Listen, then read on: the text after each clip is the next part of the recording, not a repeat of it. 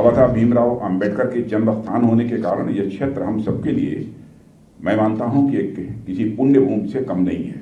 मैं राष्ट्र के प्रति आप सभी की सेवा के लिए भी आपके प्रति हृदय से सम्मान व्यक्त करता हूं। आपका समर्पण और आपकी कर्तव्य निष्ठा देशवासियों के लिए एक सोर्स ऑफ इंस्पिरेशन है। अपने कर्म के प्रति जैसा आपका समर्पण है उसे देखकर मैं भले ही मैं रक्षा मंत्री हूं, लेकिन मैं स्वयं भी बहुत ही इंस्पायर माने प्रेरित अपने को महसूस करता हूं।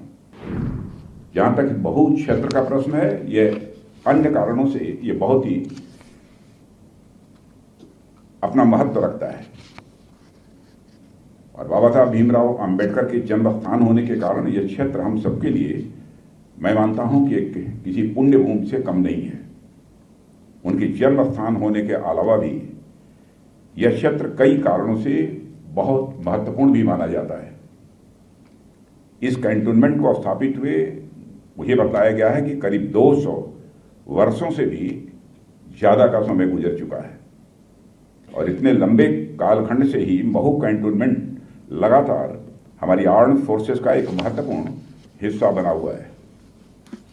साथियों, महू में एक लंबे समय से आर्मी वार कॉलेज, इन्फेंट्री स्कूल और military college of telecommunication engineering भी लगातार अपनी सेवाएं दे रहे हैं और अपनी स्थापना के समय से ही ये संस्थान भारतीय सेनाओं के अफसर्स और जवानों को मिलिट्री स्ट्रेटजीज और युद्ध कौशल में लगातार पारंगत बना रहे हैं।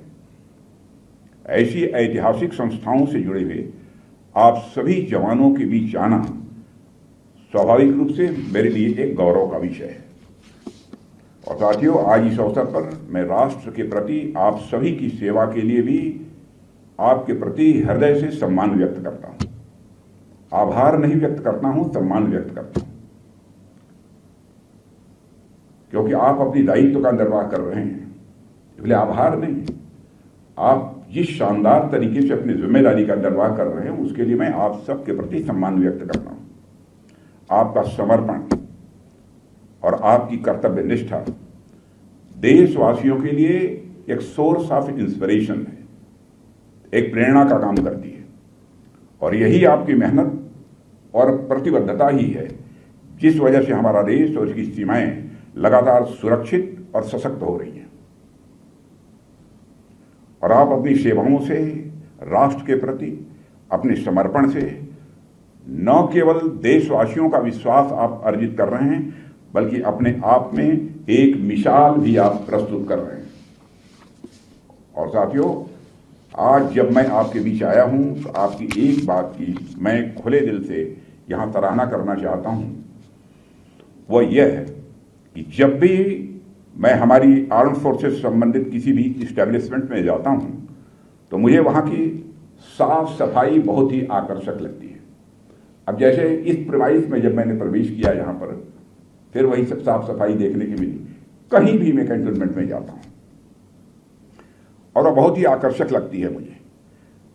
उपलब्ध रिसोर्सेज में बेहतर से बेहतर काम कैसे कर सकते हैं, इससे लोगों को आप लोगों से सीखना चाहिए।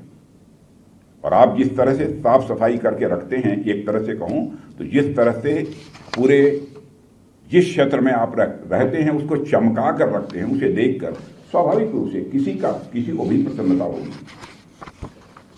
और अपने कर्म के प्रति जैसा आपका समर्पण है उसे देखकर मैं भले ही मैं रक्षा मंत्री हूं, लेकिन मैं स्वयं भी बहुत ही इंस्पायर माने प्रेरित अपने को महसूस करता हूं। और मैं कह सकता हूं कि मुझे सबसे ज्यादा अपील करती है वह है कर्म के प्रति आपकी निष्ठा, अपने दायित्व के प्रति, अपनी जिम्मेदारी के प्रति आपकी निष्ठा, एक सेंस ऑफ रेस्पॉन्सिबिलिटी, दायित्व का बोध जो आपके अंदर है, और सबसे ज्यादा हम सभी लोगों के लिए इंस्पायरिंग है, प्रेरित करने वाला है।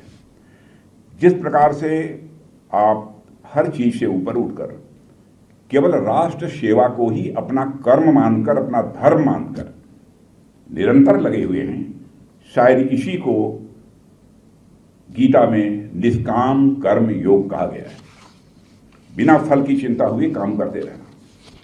और आपका यही निष्काम कर्म ही है जिसने हमारी सेना को एक अलग से मुकाम पर लाकर खड़ा कर दिया है। और हम सब जिस पुण्य भूमि पर खड़े हैं, यह बाबा साहब की जन्मस्थली है। जैसा मैंने बताया, वो स्वयं भी निष्काम कर्म के उदाहरण रहे हैं। उन्होंने कभी यह नहीं सोचा होगा कि समाज के लिए जो काम कर रहे हैं इसको भविष्य में एक्सेप्ट या एक्नॉलेज किया जाएगा या नहीं। जो भी काम उन्होंने किया, कभी इसकी चिंता नहीं की कि हमारे काम को भविष्य में लोगों के द्वारा स्वीकार किया जाएगा, मान्यता मिलेगी कि नहीं, इसकी चिंता नहीं की।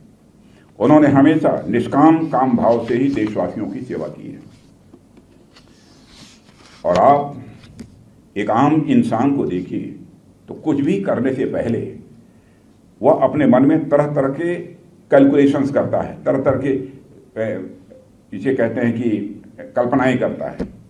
और मैं जो करने जा रहा हूं इसका फल मुझे मिलेगा कि नहीं मिलेगा, इस बात की भी उसे चिंता सताती है। और यदि मिलेगा भी तो कितना मिलेगा, इसे भी कैलकुलेट करना चाहता है। लेकिन यह सब तो आम इंसान की बात है। आप आम नहीं हैं, मैं कह सकता हूं हमारे सेना के जवान खास हैं। आप जब भी कुछ करने की सोचते हैं तो कैलकुलेट नहीं करते हैं, गणना नहीं करते हैं, बल्कि आप ये सोचते हैं कि आपको यह करना ही है। और आपका यही डेडिकेशन, यही समर्पण हम सभी देशवासियों को इंस्पायर करता है, प्रेरित करता है। और साथियों, यहां मैं युवा जोश और परिपक्व यानी मैच्योर्ड अनुभव के मिश्रण को भी देख रहा हूं अपने सामने। जोश और अनुभव का यह मिश्रण निश्चित रूप से हमारी सेना के लिए और इस देश के लिए भी कई मायनों में बहुत ही महत्वपूर्ण है।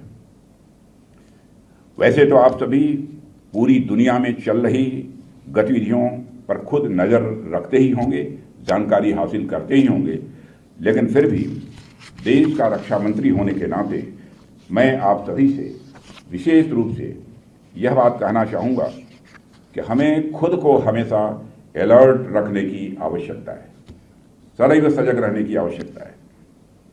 साथियों, यह कहने के लिए तो भले ही पीस टाइम है, शांति का समय है, लेकिन जब मैंने यहाँ पर आकर देखा तो मुझे ऐसा लगा कि जिस डिसिप्लिन से और जिस डेडिकेशन के साथ आप यहाँ पर ट्रेनिंग ले रहे हैं, यह पूरी ट्रेनिंग आपकी दिनचर्या किसी युद्ध से कम नहीं होती है।